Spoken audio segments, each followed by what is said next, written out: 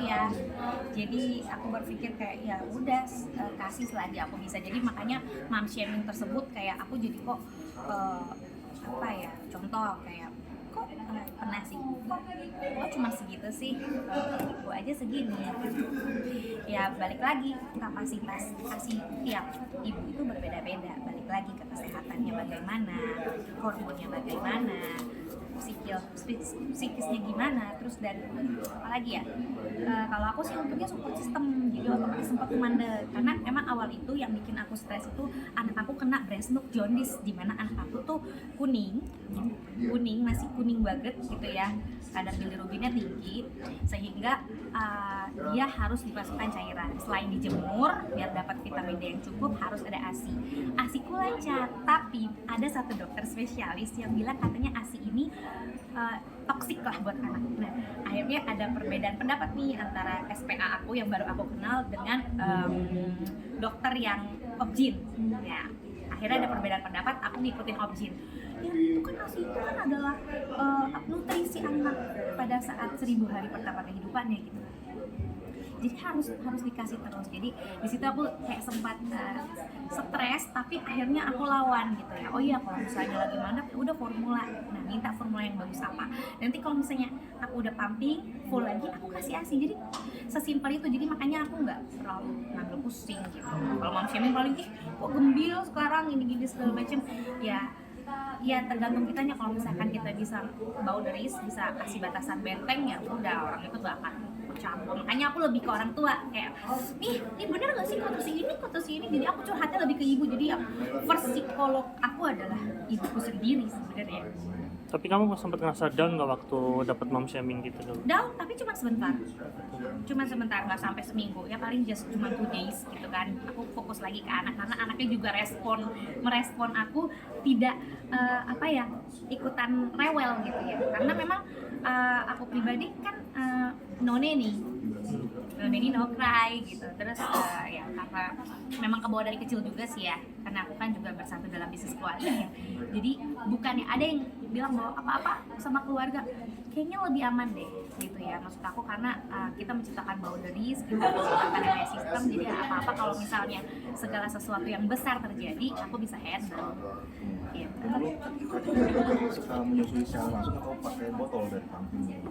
Aku dua-duanya, langsung nggak masalah. Yang penting anaknya nggak rewel. Kalau anaknya udah bisa diajak ngobrol, ketawa, berarti tandanya dia cukup. Kan aku juga akhirnya berlangganan sama SPA aku yang ngelahirin aku pada saat kecil, udah opa-opa. Jadi kalau yang orang tua zaman dulu tuh lebih santai. Oke, kalimat-kalimat larangannya suka lucu, yang jangan keluar maghrib, jangan keluar 40 hari gitu kan. Tapi itu masuk akal sih, namanya omongan orang tua secara lebih banyak experience hidupnya lebih lama. Ya udah denger aja, susah banget sih gitu, gak usah berdebat gitu. Malah dengan banyaknya teori saat ini, dengan banyaknya penemuan-penemuan baru gitu. Itu kadang-kadang aku juga 50-50 ngikutin dan enggak. Jadi balik lagi elaborate dan sama experience aku supaya kita nggak stres. Kak Cikita, tadi di dalam nih sempat dibahas soal bully gitu ya. Kalau boleh tahu itu sejak kapan sih, terus gimana itu kok bisa sampai dibully gitu? Oke. Apa? Mungkin aku akan ngomong di sini karena memang itu berdasarkan pengalaman kecil. Jadi memang kalau misalnya lihat di podcast itu adalah salah satu program yang ngebahas semua jejak karir para legend saat dulu yang lawas-lawas. Nah, aku menghadiri podcast tersebut. Singkat cerita, aku di situ sharing gitu karena aku jarang banget yang main podcast gitu ya. Karena orang-orang juga tahu kan aku sebagai streaming keranjang setiap hari gitu ya. Jadi pas waktu diundang ya just share experience bahwa banyak yang bertanya, kamu kemana sih? Kok nggak dilanjutin? Karena memang aku masih bisa nyanyi, masih bisa ya. Kalau teman-teman lihat aku masih jadi entertainer. Kan entertainer tuh nggak hanya singer, tapi bisa jadi aktris, atau jadi host, atau jadi komedian. Jadi karena dari kecil itu aku mengawali karir sebagai seorang entertainer ya udah akhirnya aku tumbuhlah di sekolah di mana aku juga harus menjalankan hobi aku yang ternyata menjadi industri pengalaman, industri selebriti jadinya. Terus aku mengalami itu dari sekolah dasar, di mana aku pribadi memang nggak cukup waktu untuk menghiraukan apa yang dilakukan sekeliling aku terhadap aku. Tapi pada saat aku kecil, kalau misalnya teman-teman lihat, aku kan memang project by family gitu ya, yang dimana orang tua aku sebagai produsernya dan aku sebagai singernya gitu ceritanya. Jadi akhirnya pada saat di sekolah aku cuma ada waktu setengah hari, kadang on off, kadang juga bawa guru, tapi bukan guru dari sekolah, tambahan. Itu yang membuat saat debut kupu-kupu ini hype dan hits, ya udah akhirnya aku jadi seorang penyanyi sekaligus pelajar. Dan akhirnya banyak yang mungkin pada saat aku di sekolah itu aku nggak terlalu menghiraukan, banyak beberapa teman-teman sekeliling aku yang memperlakukan aku beda.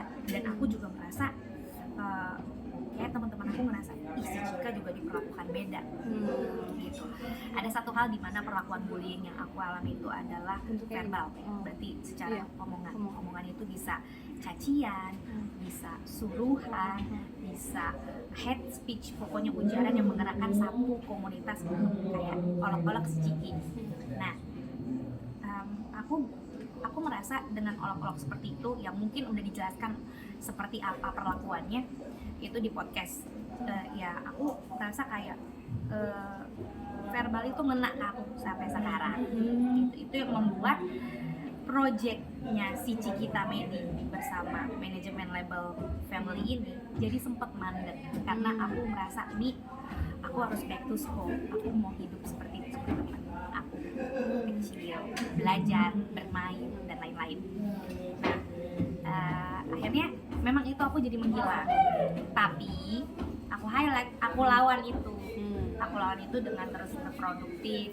Aku juga jadi host, terus tiba-tiba ikut FTV, jadi aku ngikutin aja mana ada tawaran ya aku ambil, ya kalau enggak aku balik ke bangku sekolah. Dan akhirnya benar aku mempertanggungjawabkan komit itu. Aku cuma menjadikan entertain ini sebagai passion, album ini sebagai karyaku, karya keluarga, dan aku nggak merasa dieksploitasi ya, karena ini manajemen semua by family.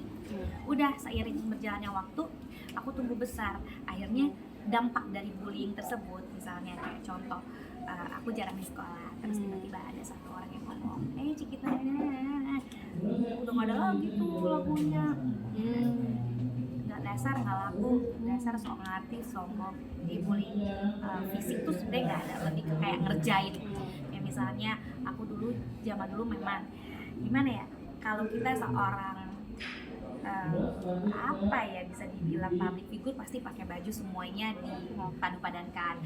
Nah, jadi sekeluarga aku tuh kalau aku sekolah itu pasti dikasihin baju, ya baju pasti seragam, tas juga pasti beda, sepatu pun juga beda gitu kan. Jadi diolok-olok lah, kadang-kadang dikasih bangkai kecoa, ya udah tidak bernyawa dimasukin gitu. Terus alat sholatku dilempar ke genteng atau apa segala macam. Akhirnya aku jadi kayak bingung mau berteman sama siapa. Aku menganggap aku beda dan aku cuma bilang, masa dari karya-karyaku kok respon anak-anak seperti ini, dan aku nggak bilang ke siapa-siapa karena udah terlalu sibuk dengan kehidupan kita saat itu. Udah akhirnya dampaknya lagi, akhirnya aku jadi tumbuh dengan orang yang nggak enakan, apa-apa mau membahagiakan semua orang ya dulu, padahal batinku tersiksa. Tapi aku tidak menyalahkan aku sebagai seorang entertainnya, cuman aku bingung orang kenapa ya. Jadi akhirnya aku curhat sama satu tanteku, adiknya mamiku, dan mamiku juga akhirnya mengetahui paling terakhir. Akhirnya dia jadi garda terdepan untuk kayak mencoba, ini kenapa sih di sekolah kayak gini. Ya sedikit-sedikit teratasi, tapi balik lagi yang aku tekankan di sini, bullying itu bisa terjadi di mana aja dan dampaknya di aku sekarang gitu. Aku kayak contoh nih, maaf ya, aku tuh sebenarnya udah auto tolak nih ke TV, ke media atau kemanapun gitu ya. Aku udah auto tolak, tapi balik lagi dampaknya ya karena ada yang manajer ya kan, pastinya kita dapat kerjaan dari manajer, dia main yain gitu, aku udah auto tolak gitu ya, karena aku males menanggapi lagi. Jadi aku cuma bisa nih dari satu media, aku cuma menekankan bullying itu dampaknya seperti apa gitu. Karena aku dari kecil udah sebagai seseorang yang bisa dadakan nih langsung nyanyi besok, yaudah aku bisa datang ke sini walaupun telat kayak gitu. Walaupun memang aku nggak confirm, cuma balik lagi, oh ya ada rezeki manajer di situ yang udah iya kebetulan ada yang nawarin nih TV datang tiba-tiba nawarin segala macam. Itu adalah bagian dari pekerjaanku. Walaupun hey Cikita Medi siapa sih, udah nggak laku lagi, nggak masalah, rezeki nggak ketuker kayak gini ya. Silakan berpendapat gitu ya, tapi menurut aku ya aku menghadiri ini ya sebagai bentuk aku ya, aku cuma mau ngasih tahu jaga anak teman-teman supaya tidak mempunyai silent treatment kayak aku. Silent treatment yang aku alami pas waktu kecil, jadi otomatis aku nggak mau bikin ricuh gitu pas waktu kecil gitu. Jadi aku udah ya cukup berbuat baik, cukup dipendem, tapi akhirnya sekarang mentally aku kena.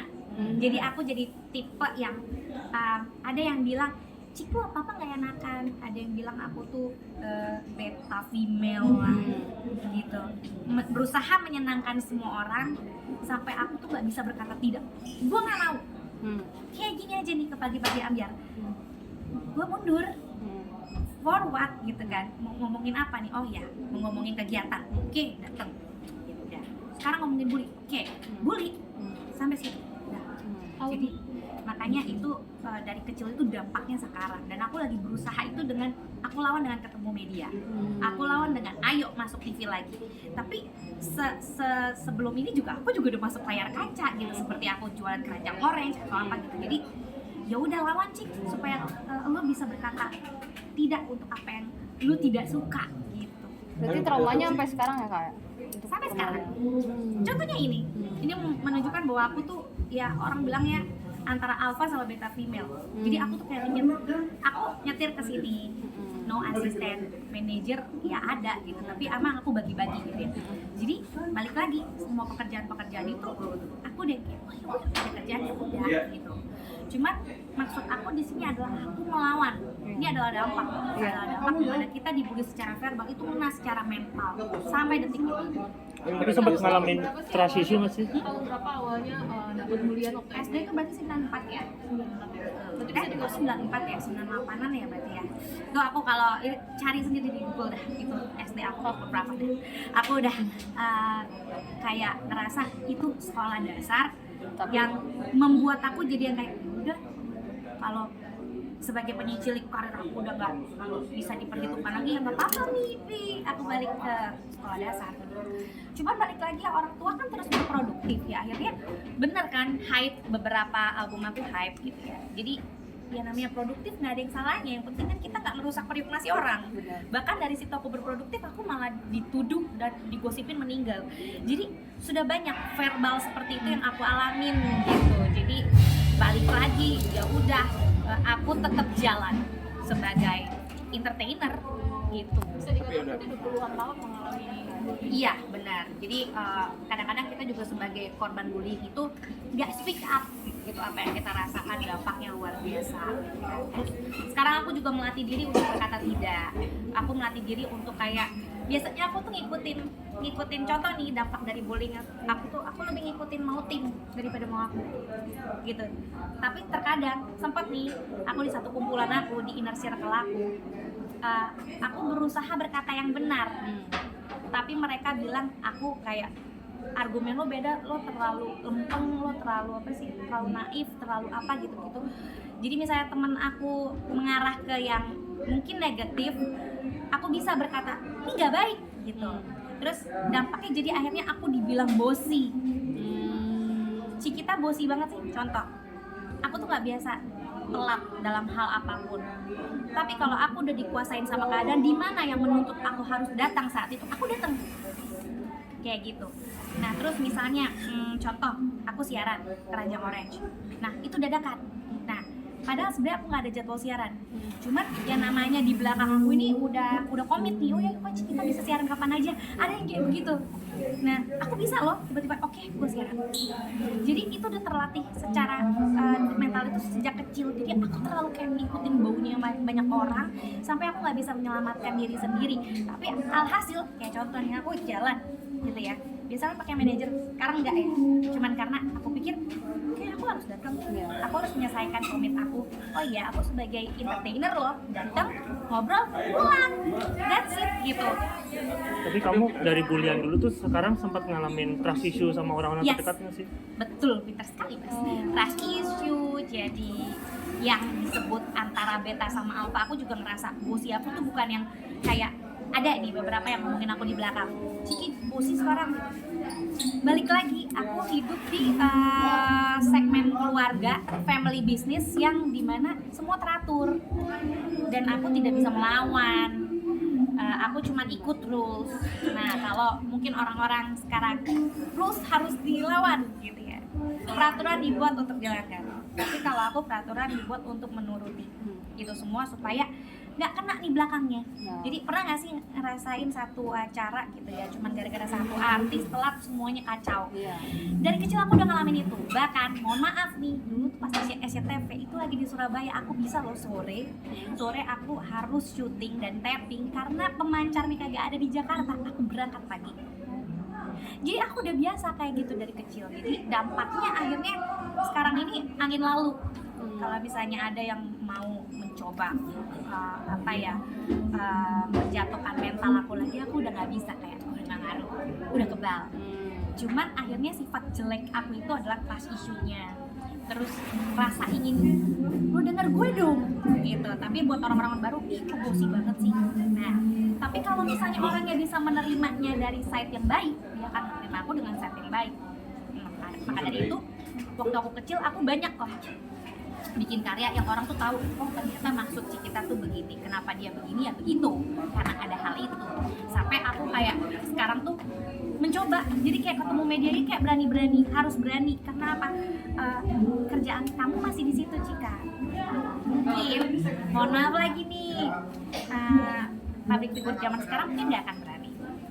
Ada yang berpikir, Oh, tapi jadi dendam nggak sih sama kayak pelaku-pelaku enggak, sendiri? kan beberapa kali aku juga berbicara. Aku itu sekarang itu punya sistem dimana punya prinsip dimana kalau kita ketemu sama mantan IA tetaplah berperilaku baik. Tapi kalau nggak direspon, ya udah.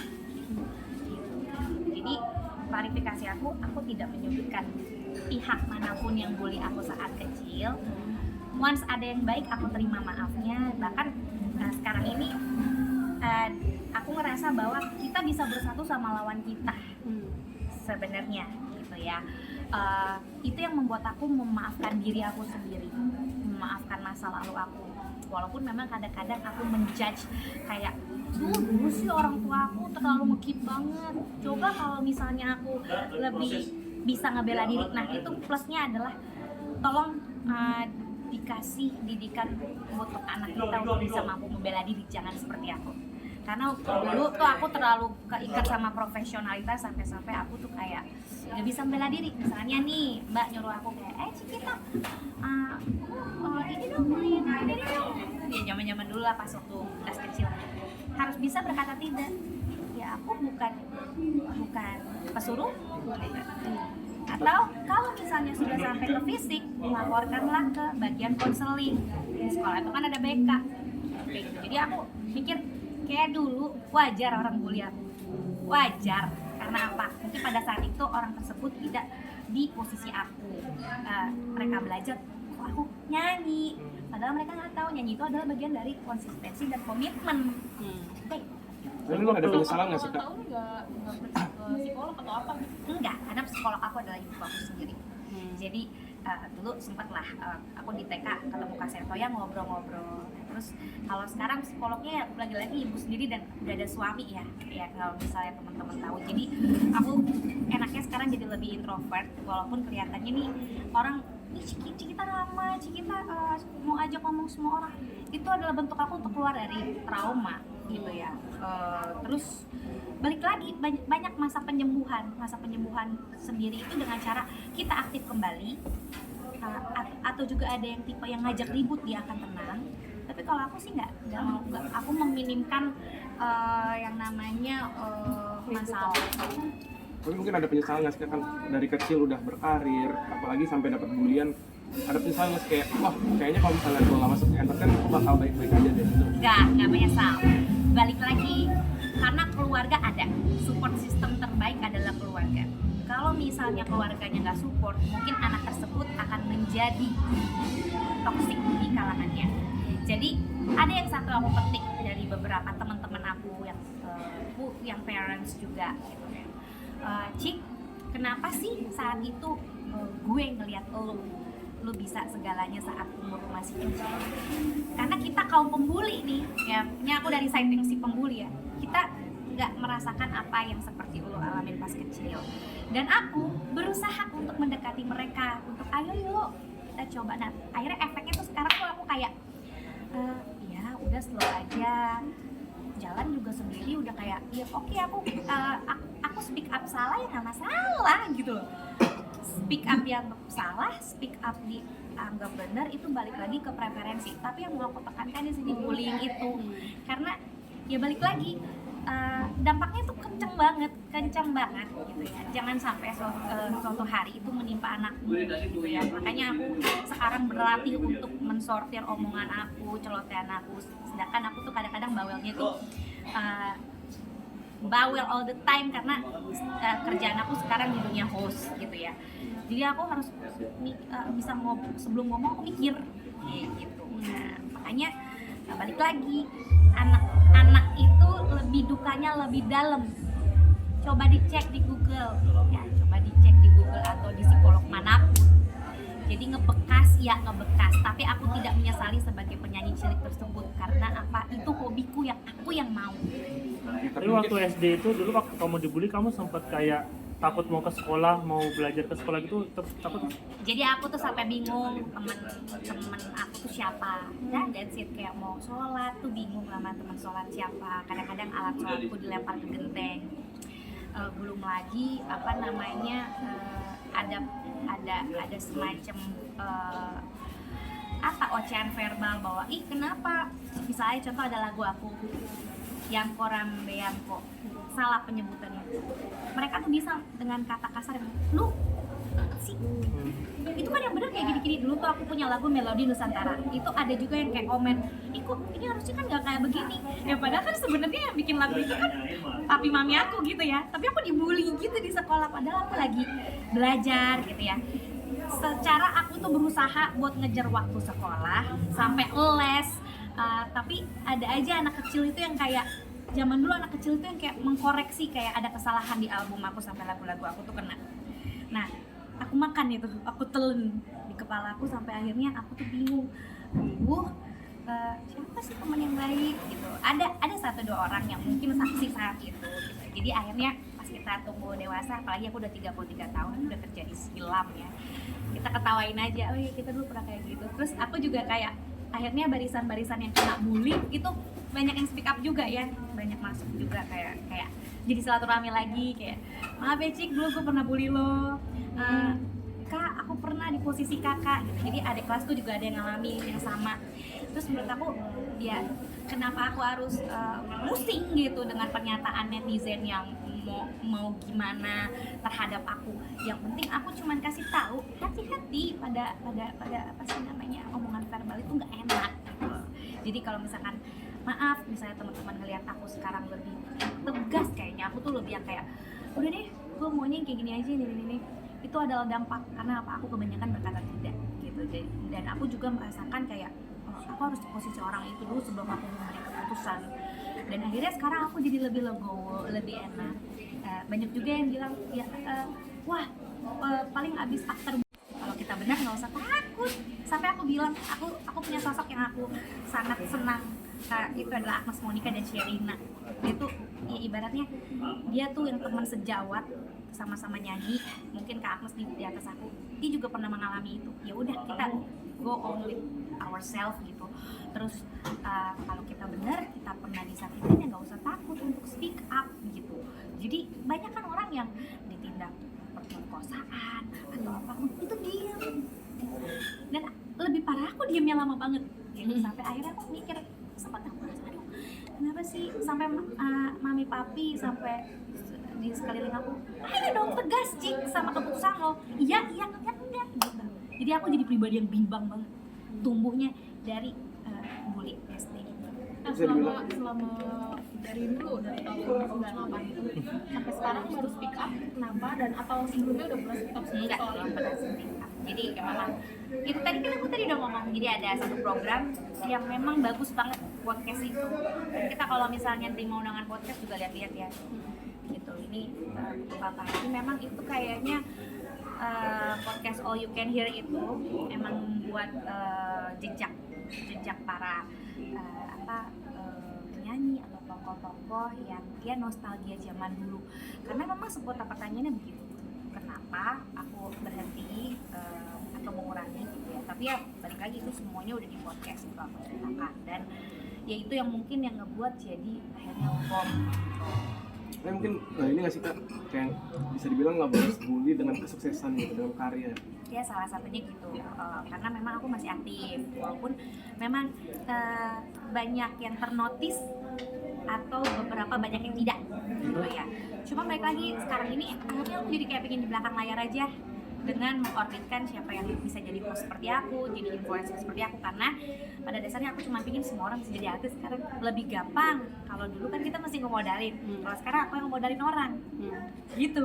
Jadi kalau dibilang sih takut nggak sih habis ini kerjaan lo hilang atau apa segala macam, hey rezeki orang-orang tuh udah ada gitu. Jadi maksud aku kayak kalau misalnya kita hidup di entertain gitu kayak udah apa ya, kacamata kuda ya, jadi jalan aja gitu selama masih punya karya. Walaupun ada beberapa yang menjadikan itu sensasi, ya balik lagi Indonesia yang membentuk itu. Kalau kita bisa menjadi netizen pintar, maka kita akan membuat anak kita juga safe. Ya mungkin kalau misalnya teman-teman punya anak ya harus bisa lah kita agreement juga sama bagian BK-nya atau teachersnya untuk kalau misalnya ada anak dibully, dipertemukan antar orang tua. Kalau aku dulu nggak kayak gitu, antar orang tua tuh nggak dipertemukan, tapi lebih kepada oh ya anaknya diurus dulu sama guru gitu kan. Akhirnya nggak sampai ke orang tuanya, akhirnya menjadikan itu repetisi berulang-ulang gitu, jadi nggak selesai buliannya gitu. Oke, balik lagi ke eksklusif juga. Ada nggak teman-teman kaci kita yang nggak ngasih eksklusif buat anak-anak?